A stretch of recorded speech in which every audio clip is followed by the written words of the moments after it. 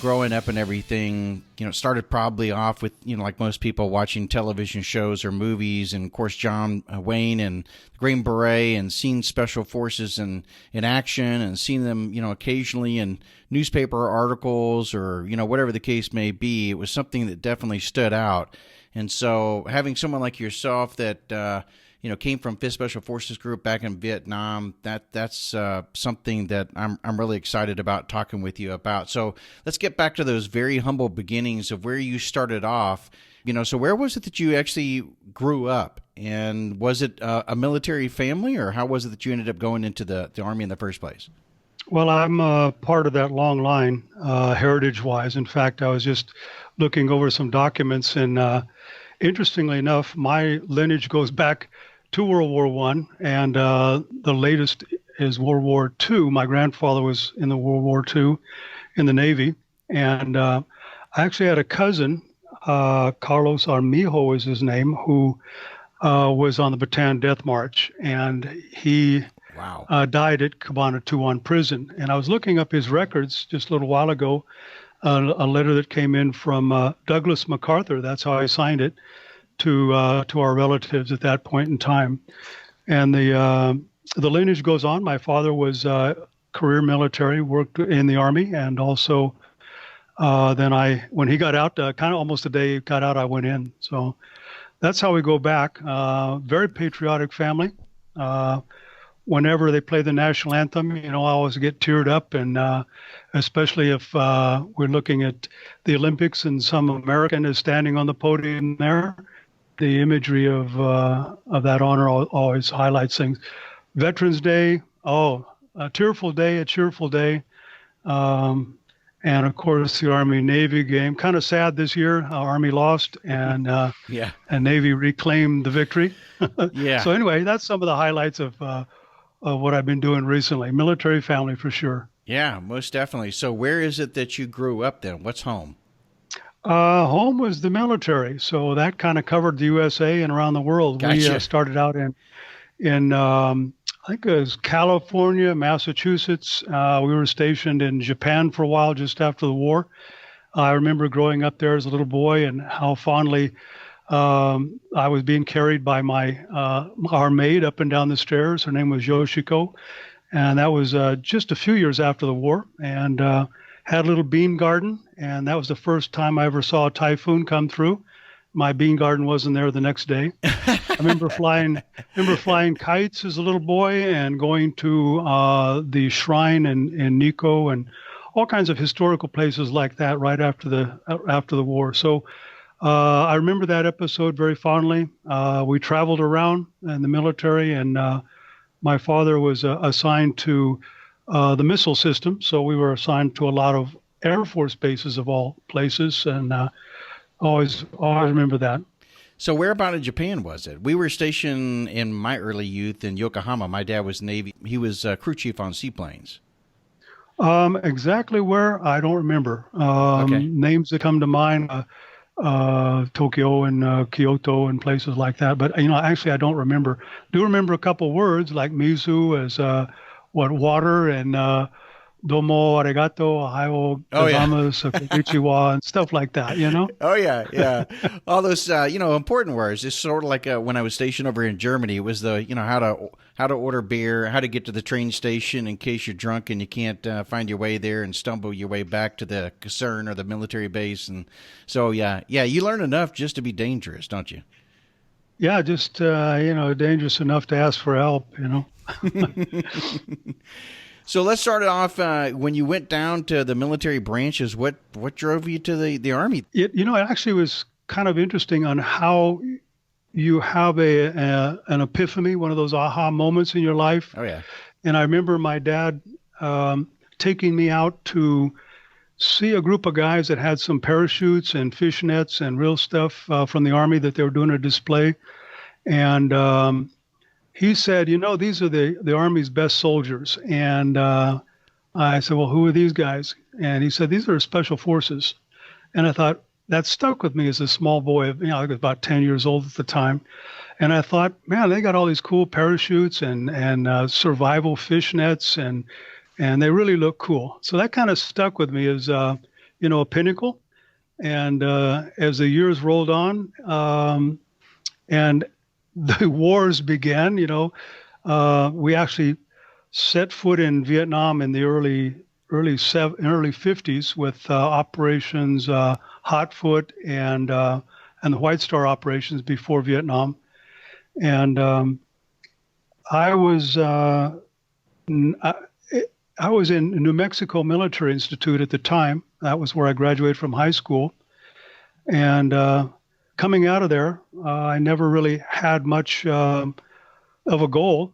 I worked in the mountains of Colorado as a garbage man and as a bouncer. Actually, I stood behind the real bouncer and I just filled in the slot.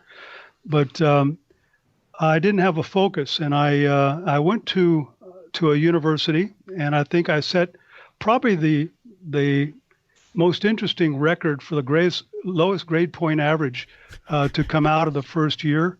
And so that was around the time when we still had the draft. And of course, everybody was, playing the odds. There were so many things that they were using to get out of the draft at that time. Oh, yeah. Such as, sexual preferences, to being married, to being a theological student, to running away to Canada, to you name it. Mm-hmm. And that wasn't fitting for me, honestly. And so knowing that my number was getting close to be called, and I decided that I was going to go in the Navy. And I went to the Navy recruiter and said, "Sorry, we're full." And I went to the reserves, and they were all full. And the Marines said, "We're not full." And I Looking said, for a few good men. Yeah. Yeah, the few, and we'll take anybody, at that point in time.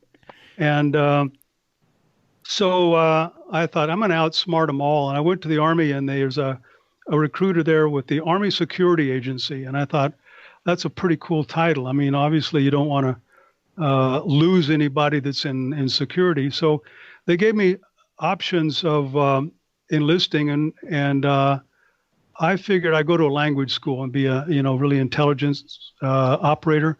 And I gave them the choice of maybe French or something like that. They weren't sending a lot of French speakers to Vietnam. Yeah. And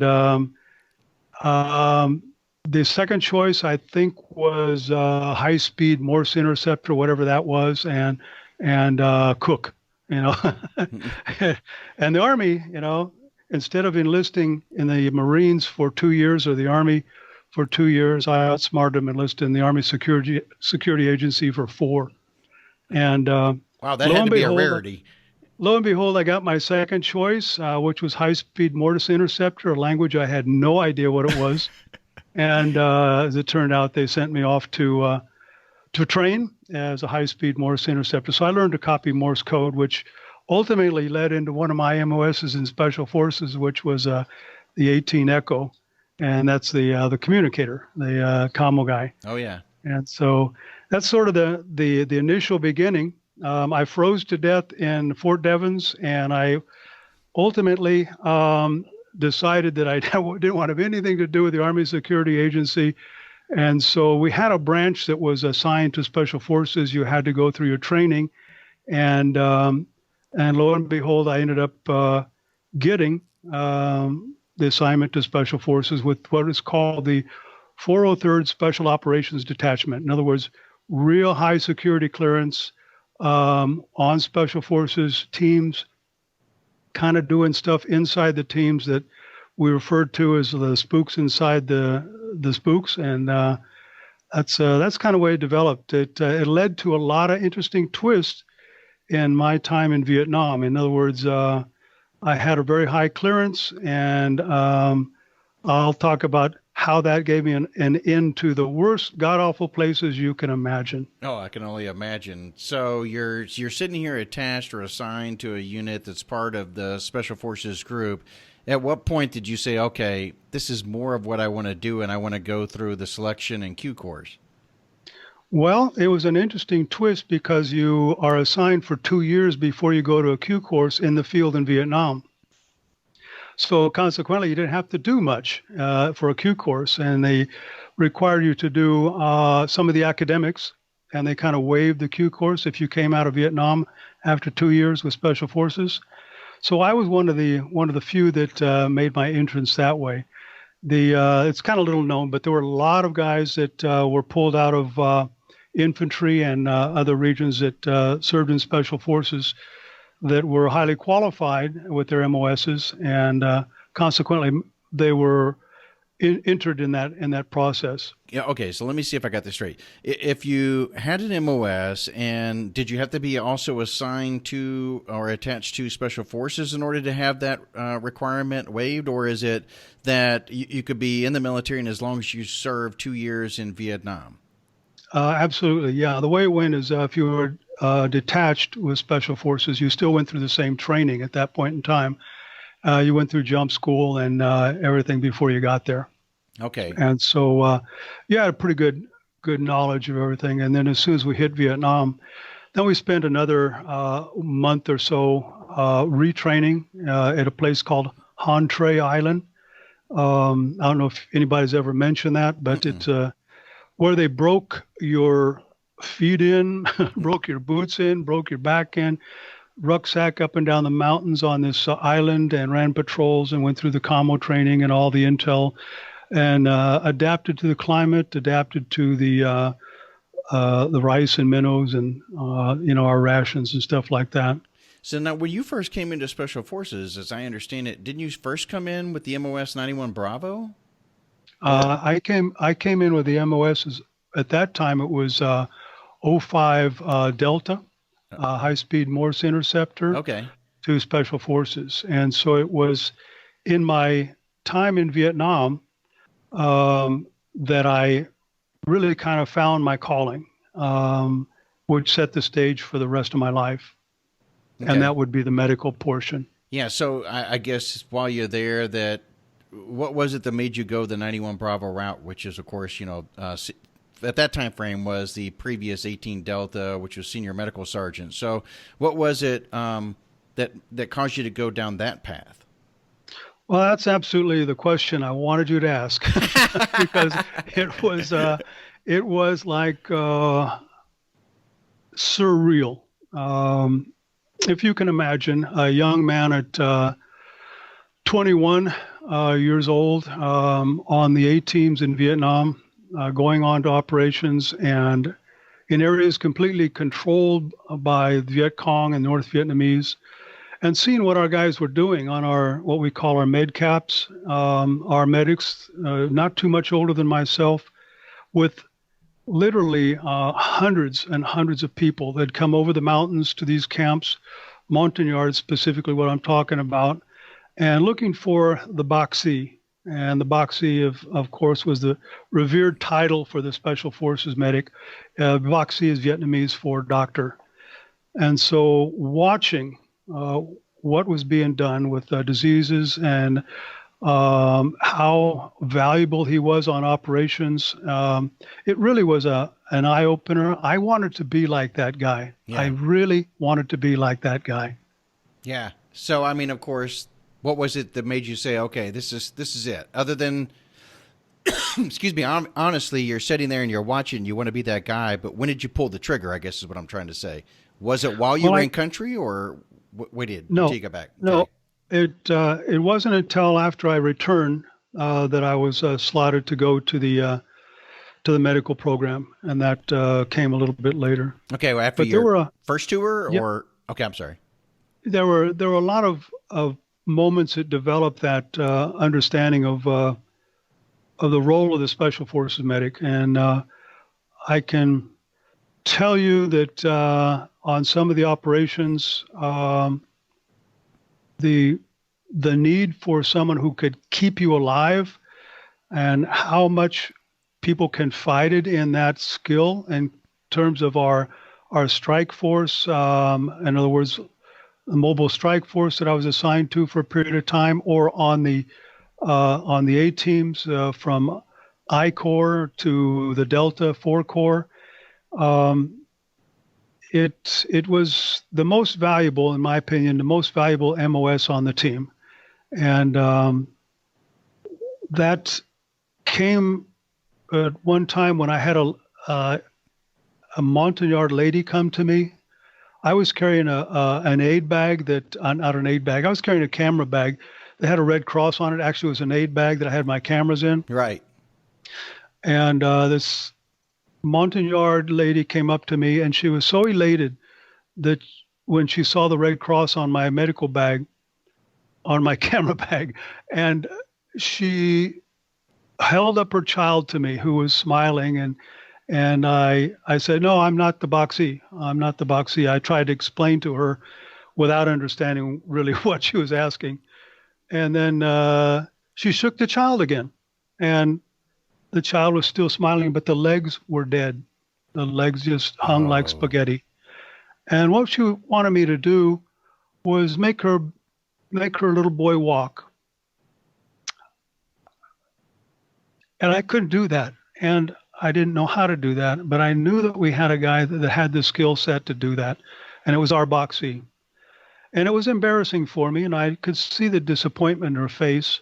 And one time after the other, you would see these things come to play. Mm-hmm. Let me share another story with you real quick. Mike Rose came to visit us over at our Special Ops Medical Branch about a year ago. And Mike Rose was Special Forces medic. He was recently, this last year or so, awarded the Medal of Honor for the combat actions that he was in. And Mike tells a story, I'm going to share his story, about a wounded soldier who was definitely afraid that he was going to die. This was a Cambodian, I believe, at the time. And Mike looked down at him, and he gave him sort of the thumbs up. You know, you're going to be okay. Boxee's here. You'll be all right. And the guy, he said, Mike tells a story about how the men suddenly changed from almost going into shock to confidence and relaxation just in knowing that the boxee was there. And Wow. This was the image that was revered most in our operations. Anyway, I wanted to share that story. I mean, it's obviously Mike, but he told it to our class, and was real proud to see him again.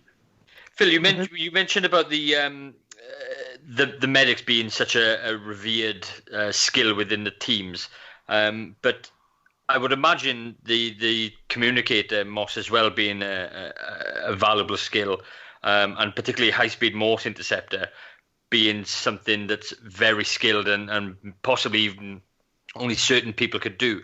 When you asked to change your MOS and go over to the medics trade, then how did the hierarchy take that? Were they supportive of that? Were they more interested in getting medics involved and trying to backfill with communicators, or was it a bit of reluctance? There would have been some reluctance, but the way I approached it is, and I agree with you. The commo guy is there are two critical MOSs on the team. Yeah, one is the medic and the other is the commo. There's no doubt about it. Yeah, and they go hand in hand. And I always reinforce with my guys. I said, don't ever go out on operation if you haven't got backup communication, if you haven't tested your communication, and know the guy on the other end who's going to be there for you. And I don't know if you've looked at some of the imagery that I sent out, but you'll always see the guy on the radio. And over the years, that has become one of my passions, is communicating and putting medical operations together in faraway places. And I think in some of the photographs that we may share at some point, you'll actually see me on an HF radio transmitting out of Colombia in the jungles, out of Burma, where we set up communication. Actually, I was communicating into China, of all places. And the art of communicating, or where our old communicators could build a small set, unlike the parasets, that they jumped in, right, the Jetbird teams into France with the suitcases. The stuff we're doing now with the chips and the microprocessors, I mean, you could put Crazy. Them literally in the palm of your hand. And I built these small sets, and you can get out about 300 miles with them on Morse code by stringing your little antenna in the tree. But anyway, to answer your question, how did I get into commo? When I came back from Vietnam, I immediately went to. I was actually discharged. Actually, I didn't come back from Vietnam.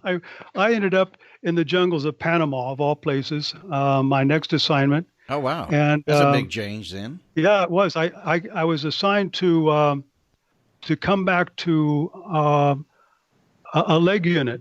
I was assigned to go to a leg unit in Virginia, and at that time they were cutting back all the special forces. It was around 1973. We had already signed the peace treaty. The deal was cut. They were going to allow South Vietnam to become independent. North Vietnam was going to be their way. As you know how that went, that was like a backstab in 95. They went in and rolled over the country. But I was back in 93. I finally ETS'd from the military. ETS'd is an old acronym meaning end tour of service. In other words, you get out. Yeah. And I could not come home. I tried coming home. It was horrible. No, I didn't have anybody spit on me or anything like that, but it was the fact that you were coming home from Vietnam physically, and that was it. And the questions asked for the first 15 years after that were, why did you go? And of course, the question, why did you go, was never in my family's repertoire. And the other one was, do you think we should have been there?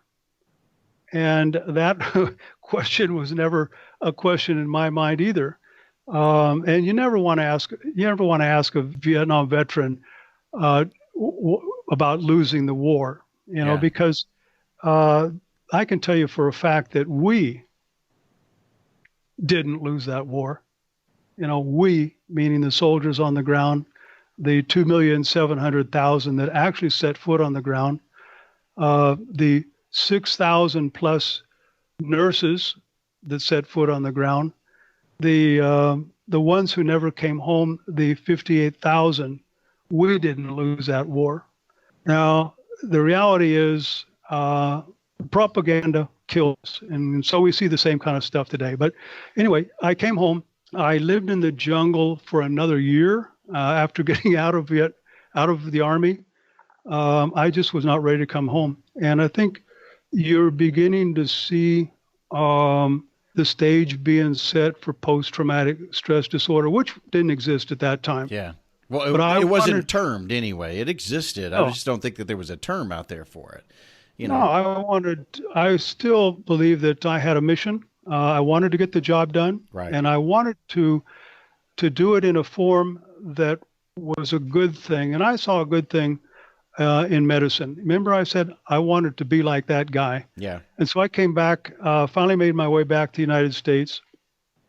And I got into a reserve unit. And it was the 12th Special Forces. And at that point, I was the camo. They needed guys in camo. And wasn't much going on. And I said, maybe this might be an opportunity to apply, to go back in, and maybe get a slot to become a Special Forces medic. And they said, yeah, fine. And that was it. That was it was the right path. I was fortunate, and only drawback was I knew it was a real smart guy program. And remember my grade point average? Right. Right. And so I thought, man, the only way that I'm going to get through that program, Special Forces, it was about a year long, was I'm going to have to outwork everybody. I mean, I'm not going to cut myself one day slack at all. And of the 64 guys that started in the basic portion, that's the 91A, the 91B, and the 300F1, which the nomenclature of that at that time. Of the 64 that was started, there's only 7 that finished. Oh my God! Wow, and that's a huge attrition rate there. Yeah, it was for one reason or other, and the final day that I graduated from the Special Forces medical program, that was I think it was December 1973. The night before graduation, did not know whether I was going to graduate or not. That's how close I was. I don't think I took a day off. I studied my ass off. Had really wonderful peers with me who wanted that dream, who wanted to be valuable on the team, who wanted the ability to make life different for a lot of people. And so my grade point average turned out to be 85.8, which was good. I wouldn't have known. The honor graduate was 86. Oh my God.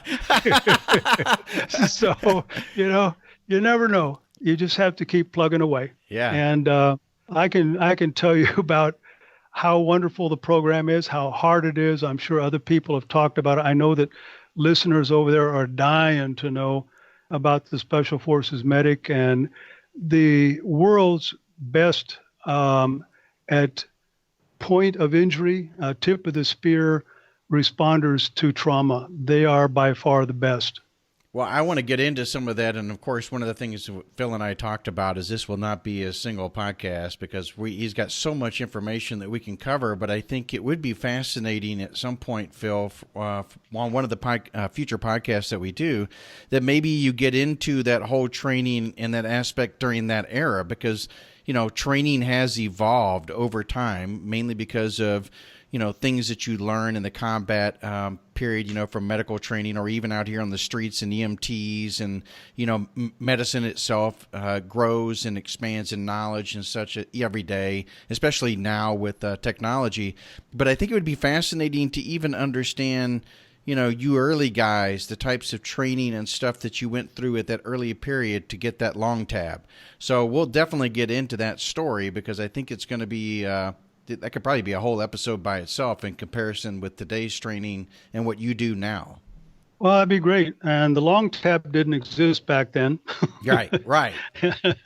And it was the flash is what it was called. If you had the flash, then you were qualified as Special Force. But those are great stories. I want to get into going back specifically into when you were with the Mike Force. Yeah, when you were with 3rd Mobile Strike Force and evading the North Vietnamese ambush.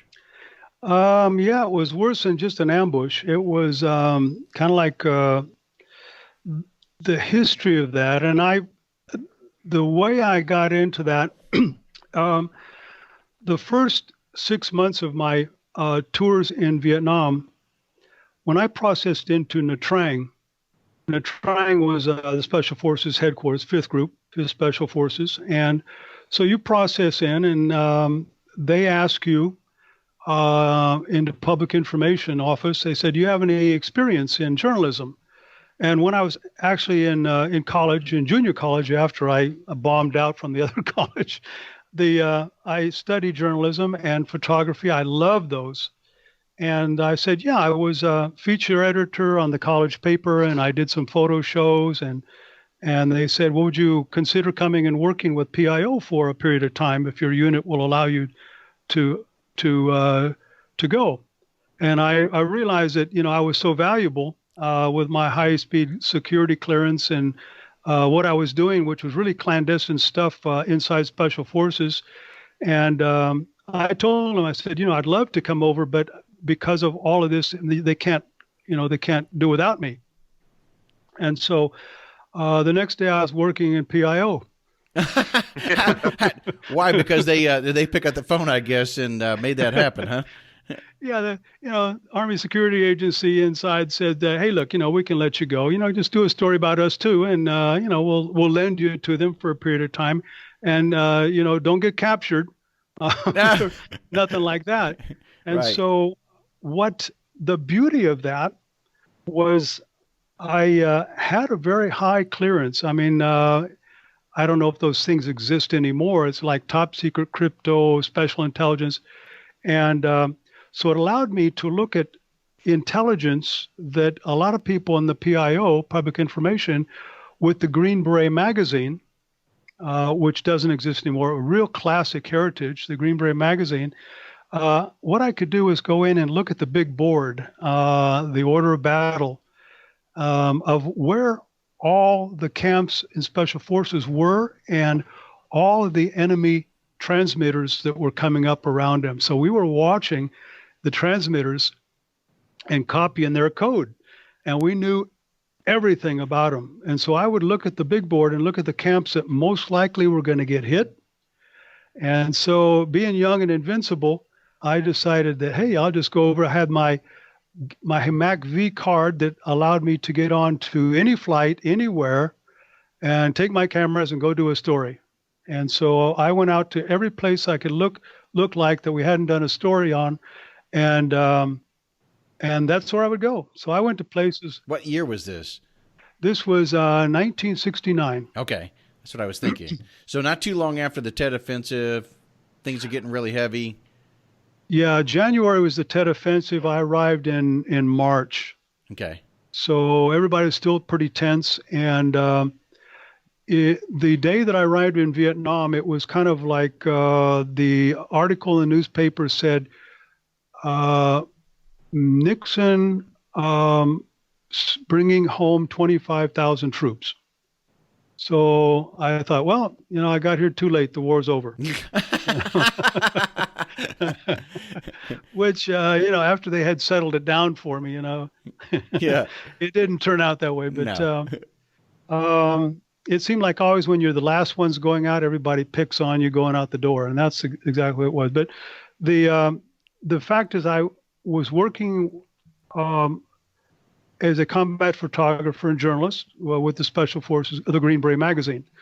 And it was an assignment like you would love that kind of assignment because it got you out to all the places where nobody could get to, and there was always something going down.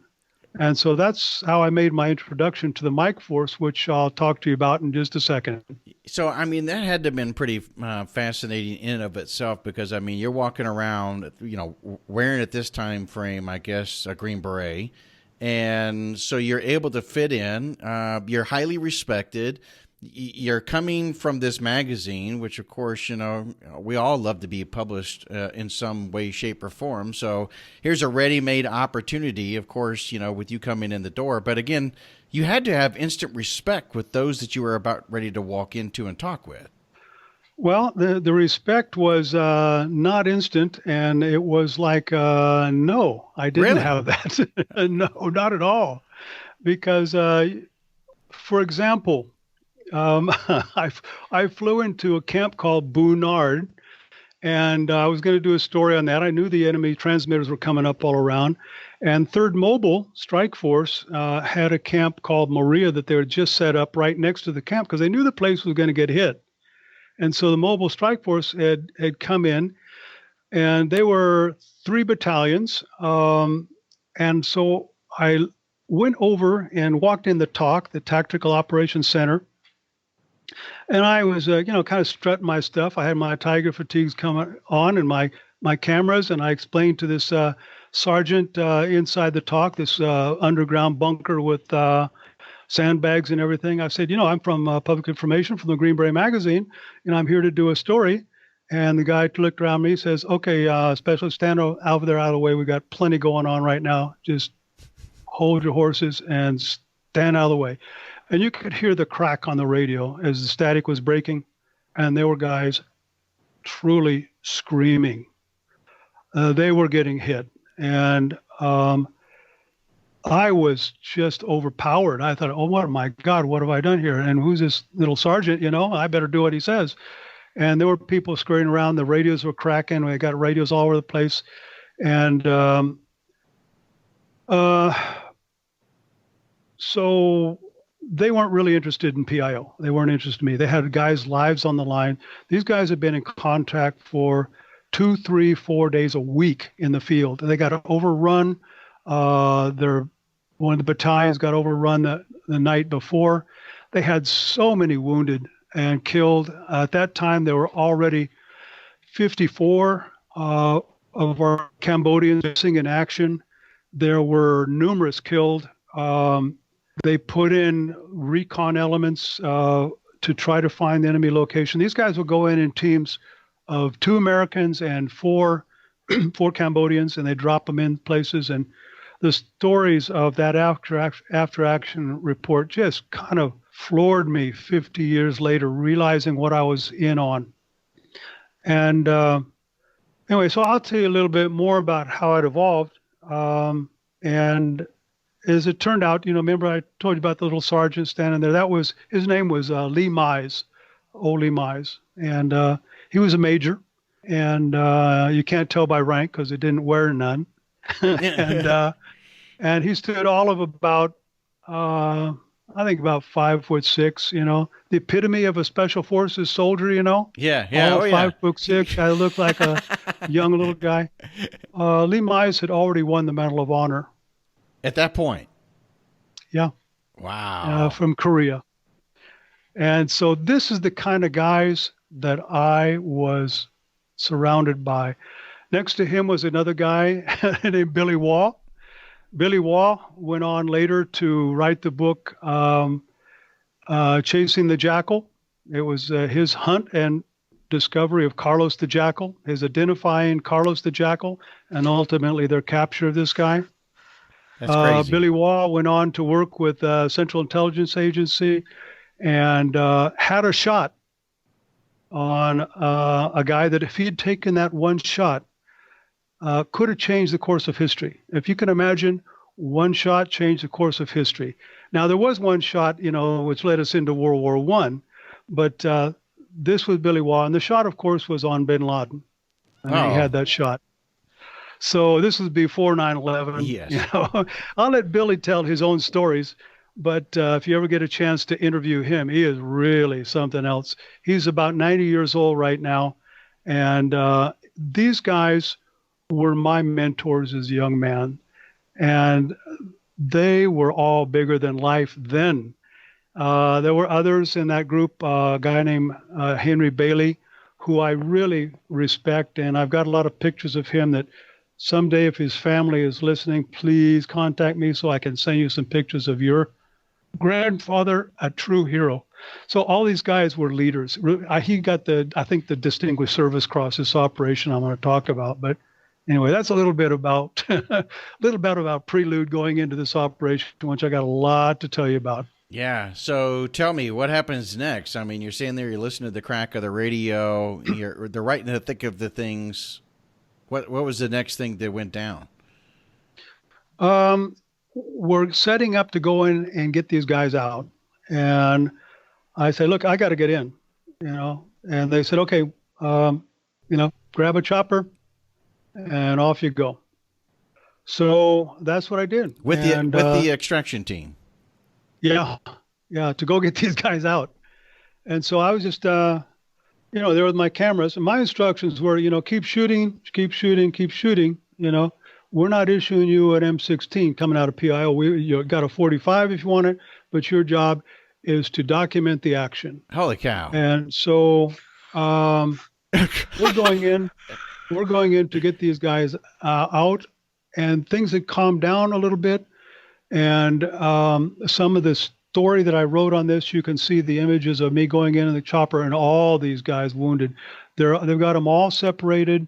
The guys with bandages on their eyes are leading them one way. They've got bodies over here and crates of weapons, and so the chopper's going in, and you can see the smoke that they've put out, marking the LZ.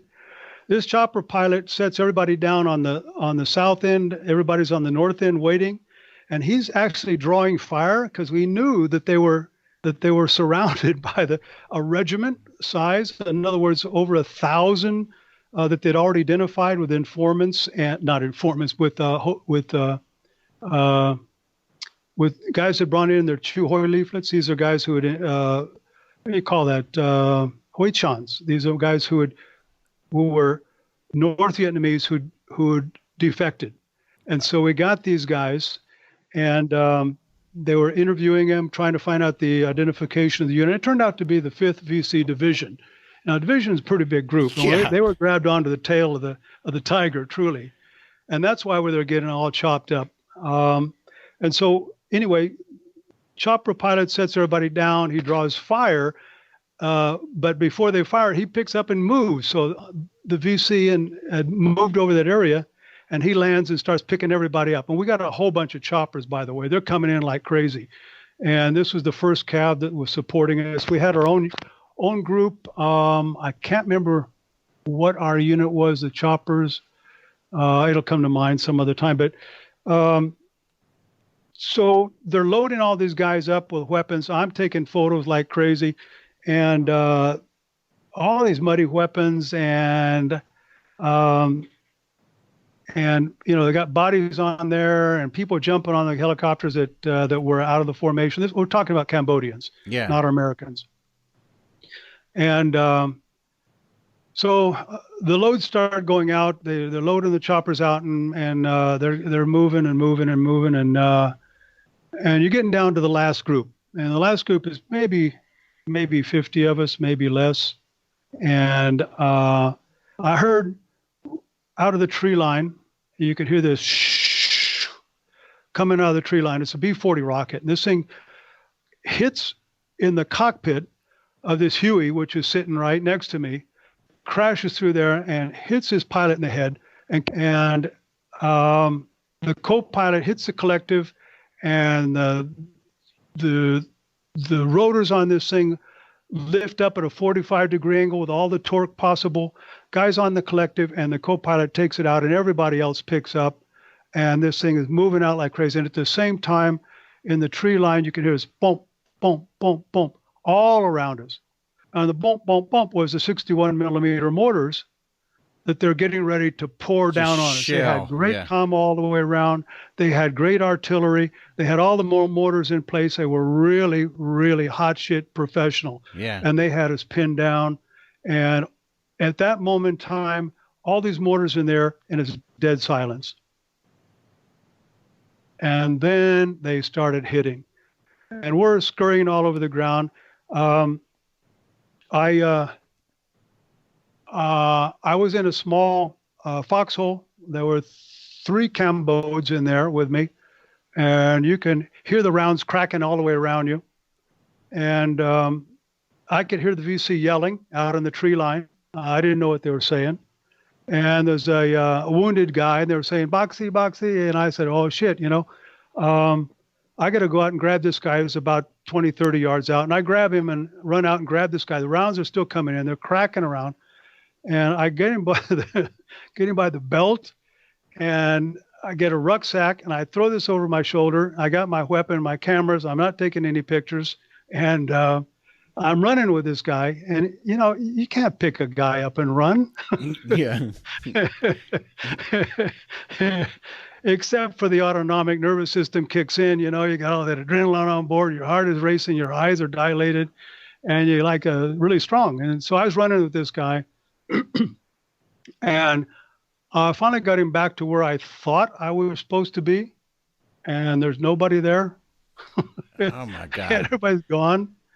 And so I drug him. And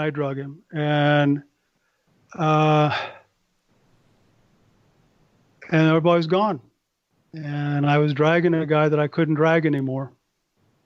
Oh, man. And so at this point, all the choppers have left. You guys have just taken all of this artillery and mortar fire.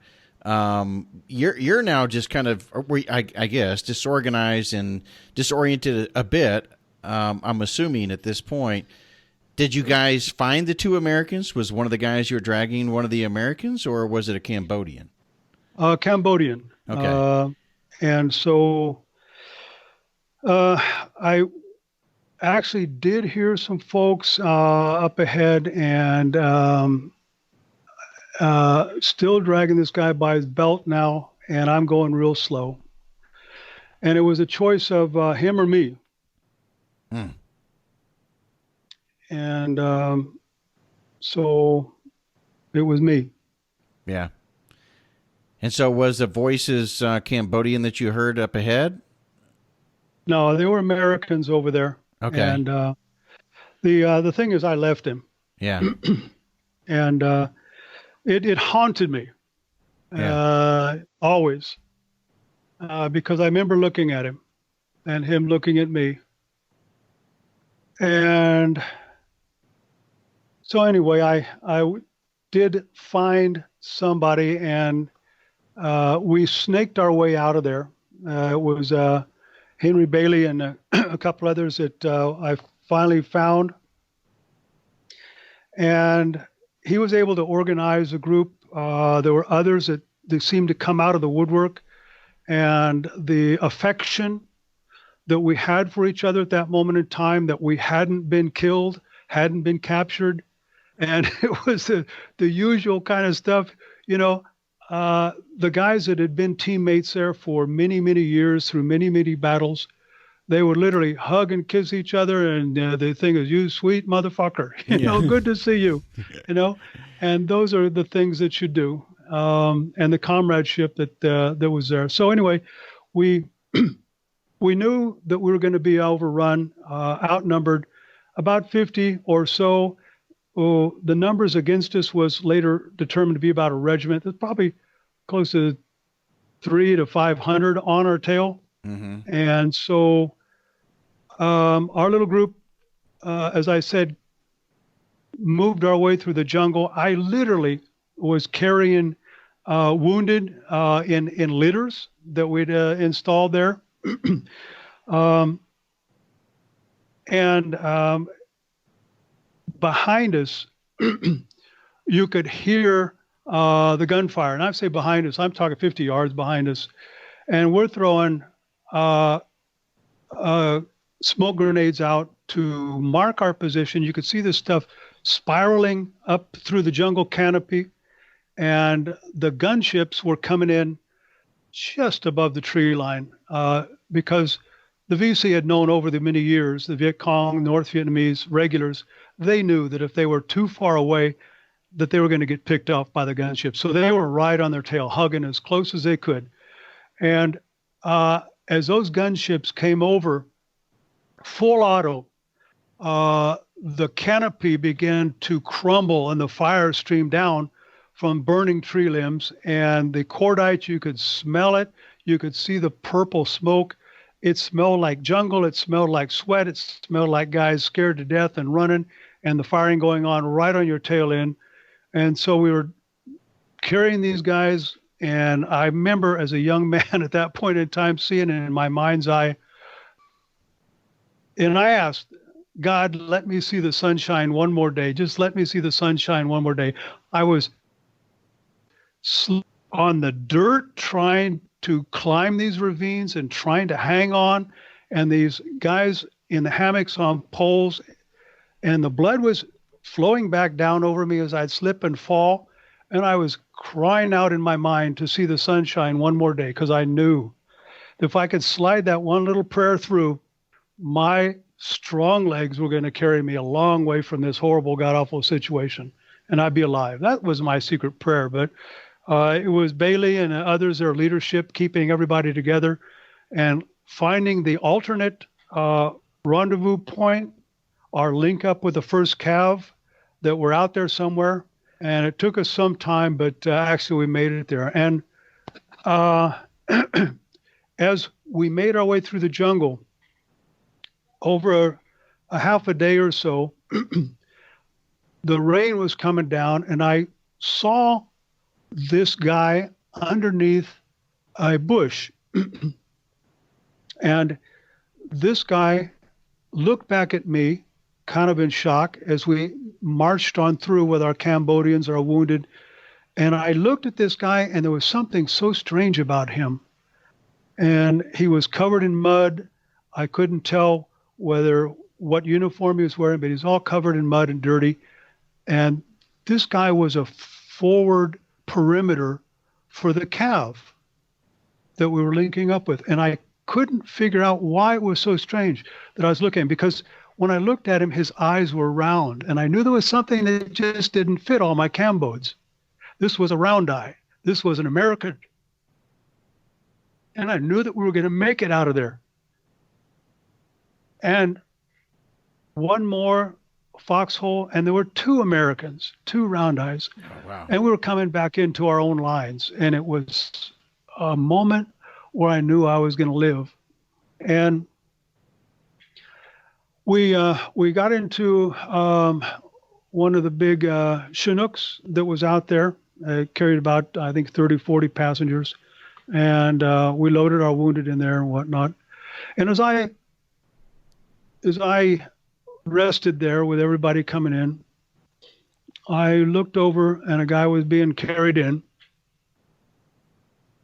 And he was wounded. And to my surprise, it was a guy I left. Oh, my God, Phil. And I knew that maybe my prayer went a little bit further. And so we got out of there. And as you can probably sense, that my heart was torn out many times over the years, but I always wanted to be that guy, that medic. And it came from days like that when I saw our medics getting back in, taking care of all of our wounded. We had 30 killed, and we had 140 wounded. We had 180 wounded, according to our after action. I wouldn't have known. And that was the day that my life changed forever. Yeah, I could totally see that. And so the guy that you had to leave behind, that you got caught up with at the very end there, how was it that he got linked back up with you guys? I have no idea. You never found the story, really? Oh my gosh, I have no idea. It had bugged me for years to just know. I mean, of course, having the satisfaction of knowing that he made it is one thing, but I mean, how did he get there? By the grace of God, I mean, how did that man all of a sudden, I have no idea. Somebody obviously crossed my path. Maybe there was another cam boat out there that came in behind me. I have no idea. Well, I'm so glad that you actually had the opportunity to see him. You know what I mean? Because then you didn't have to live with that later on. Even if he would have been rescued, you may not have known that. But the fact that you were able to see that, at least I would think gave you some closure, because that was a very difficult decision for anybody. Well, unfortunately, or fortunately, it was a window into my soul also. Yeah. Something I never wanted to see in myself. And it was a reprieve that I had. And anyway, that's that's part of that day. And that was one day of many that followed after that, because ultimately I went back, did my story, and I could not sleep for a long time after that. I did the story, and shortly thereafter, about 2 or 3 months after, I was reassigned back to operational units. And guess where I got assigned to? The 3rd Mobile Strike Force. Exact same place. Were some of those? Was the major there when you got there? And oh yeah. All the greats were there. All the incredible guys. I ended up a place called Rang Rang. It was another operation with the 3rd Mobile after that, and that wasn't near as bad. I mean, but that was part of it. And when you talk about a quick reaction force, that was one of various Mike forces. We had the Nha Trang Mike force. And of the operational units with special forces, there were some incredible operations like CCN, CCC. These are some of the acronyms for those teams. Most of the guys that are on those teams were all bigger than life. So, I was like, everybody was a mentor for me. And obviously you had some really good mentors, because I mean, I just want to share a little bit of information, and we're going to get more into this in future episodes. But, Phil Gonzales is really being very humble. He completed 2 tours of 5th Special Forces Group in Vietnam from 1969 to 71, was assigned to the 3rd Mobile Strike Force. He just mentioned that, similar to today's quick reaction forces. It was on various A-teams scattered from Northern Highlands to the Mekong Delta. He retired as a Mustang first lieutenant. So back in those days, you get good old fracked up to, as an officer. In 1996, while in the Special Forces, you held the MOS of 91 Bravo, which at that time frame was the senior medical sergeant, original designator for the 18 Delta. You were also an 18 Foxtrot intelligence sergeant, an 18 Echo, a communications sergeant. for the next 50 years, both in and out of the military, primarily in training guerrilla armies, but also in counter narcotics and medical operations throughout the war zones in Burma, Cambodia, Colombia, Sarajevo, Salvador, Panama, with the Nicaraguan Contras, and most recently 4 years as medical officer in Iraq and Afghanistan. Currently, right now, for the last 6 years, you've been an advanced medical instructor with the Joint Army Navy Special Operations Medical Training Center. So, I mean, let's face it, you met individuals that obviously throughout your career, and especially in this very beginning, made a major impact on your life and on decisions that you made thereafter. Somebody and someone helped set that tone for where you are today. Yeah, I had great mentors. The point where you actually find what you want to do in life, the decisions that you make, looking back, what you just read on my bio there, looking back, most people would say, if I had to do it all over again, I'd do it the same way. I would never do it the same way. That's awesome. Yeah, I'd be a stockbroker or something like that. Not really. I always wanted to be that medic, and I think the passion that you sense from me actually grew from there, and it led into a different mindset in special forces. You take the challenge, and you don't mind taking the ship out of port just because you might sink the ship. Let's put it that way. Yeah. The ship is there to get you where you need to go and fulfill your destiny, and that's what the medical profession with special forces. That's the kind of people that I was privileged to have met. Of those men, and of the, like I said, 2.7 million who served in Vietnam, there are only about 23% still alive. All those mentors that I met, most of them are gone now. They kind of left it to me to carry the flag on, and so I did the best I could. Of those that served in Vietnam, there are maybe 300,000 still alive. So my goal is to be the last one standing. Yeah, good for you. Yeah, that's how you should look at it. Absolutely. Well, not only that, but you're doing, I think, a great service to those who did serve and you served along with, like you said, by, training the next generation. You're imparting your knowledge and your experiences and stuff, which I think there are a lot of similarities, too eerily, between, Vietnam and the last 18 years and the war we've been engaged in. So it's really good to have individuals like you that have been there, done that, and can really give some good mentoring to this next generation.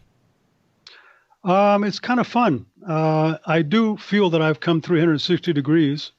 And then I did come back home. And this is one of the things that actually brought me back home. Because after Vietnam, the next 50 years or so were truly seeking out those that needed medical attention in areas that most people would never consider going to. And that's what the satisfaction came from, in making it happen underneath in areas controlled by insurgents. Bringing medicine and getting people, stealing them back from death's door. I really love to do that, and that was great. But recently, I just addressed one of our returning special operations or sustainment course medics group, and I asked my students, there's about 50 people there, how many are my previous students? And about 50-60% of them raised their hand. Oh my gosh. So we're looking at 2 years out, and they're coming back more and more. And so it's probably close to a couple thousand of SF medics and special operations combat medics, the SOCOM medics, have all been my students. And that makes me feel pretty good. Yeah, so I'm passing the holy grail, along. I'm sure there are people that are going to be listening to this episode that's going to say the same thing. Hey, I remember Phil from when I went through there. And I would also say for those who are listening, who are thinking about going to special operations through the Army or Navy's medical training center, you'll get a chance to meet Phil, I'm sure, through some of the training that you go through and hear some additional stories as well. But I look forward to getting you back on the show, Phil, and going down some of these other areas that we can talk about, even more within Vietnam or outside of that, in Burma or Colombia, Salvador, and all those types of things. I think there's a lot of good stories within that we can share and impart some knowledge on. So once again, thank you for taking the time out of your busy schedule and joining us here on the Mentorship Military Podcast. All right. Well, great. I do appreciate it, and a lot of fun. I hope those people listening do understand that the veterans coming out of Vietnam are really special. I know that today, most people, about 80 to 90%, know that already. And it brings great satisfaction for us to see how much appreciated our military is today, even though less than 1% of the American population even serves. And so our special operations folks, which number I think, I don't know the exact number, like 25,000, something like that. Those aren't secret numbers, by the way. Yeah. Of that number, there's only about 1% or less of them that even are special operations medics or SOCOM medics. And since we have a low number, that those guys in my classes are 1/100th of 1% of the American population know that they exist, and they're special. The sad thing, and I know we're getting short on time here, but the sad thing is that when our guys go back into civilian life, nobody knows what they did and how much they sacrificed for the country and how much they know. And so they have to go back and stand at the end of the line trying to get into medical schools. They have to stand at the end of the line trying to get into PA schools, nursing schools, because there's a lot of folks that never served that had plenty of time to study, with a lot of mom and dad backing them up, great pedigrees and everything. Yep. And our guys and gals stand at the end of the line. So don't ever let that happen. If you've got a medic or a SOCOM graduate or a nurse from the Army or anything like that, or Special Ops Navy, don't forget them, that they paid a different price. So that's what I want a lot of people to address if you ever get a chance. Anyway, thanks a lot for having me.